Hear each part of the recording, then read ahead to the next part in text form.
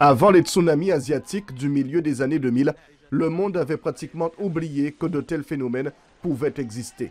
Région directement confrontée au séisme, la Guadeloupe reste interrogative face à un désordre naturel d'une aussi grande ampleur. Que faire lorsqu'on y est confronté?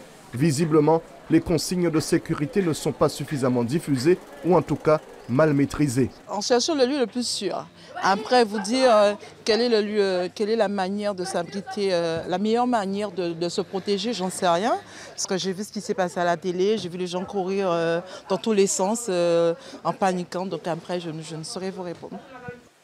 Demain, l'exercice consiste à la gestion d'une crise déclenchée par un puissant séisme. Celui-ci se produit au large du Venezuela.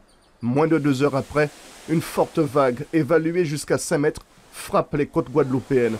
Quelle attitude adopter si le phénomène est réel? S'il y a un souci de cet ordre, on prévient directement le moniteur, il vient nous chercher avec le bateau et selon la proximité avec le récif, on va soit au large, soit on essaye de revenir le plus tôt possible ici et chercher un point haut. Dans tous les cas de figure, il faut prendre de l'altitude et attendre. À Jari, zone sensible par excellence avec une affluence record au quotidien, les entreprises ont beaucoup travaillé sur le sujet. Ici, l'entrepreneur a préparé un véritable plan en cas d'alerte.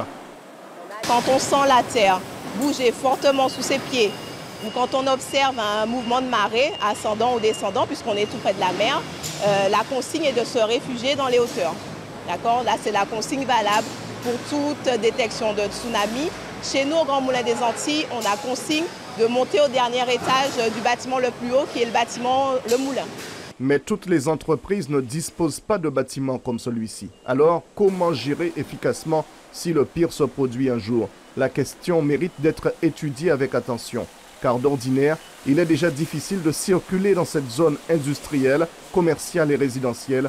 Un vrai casse-tête pour les autorités.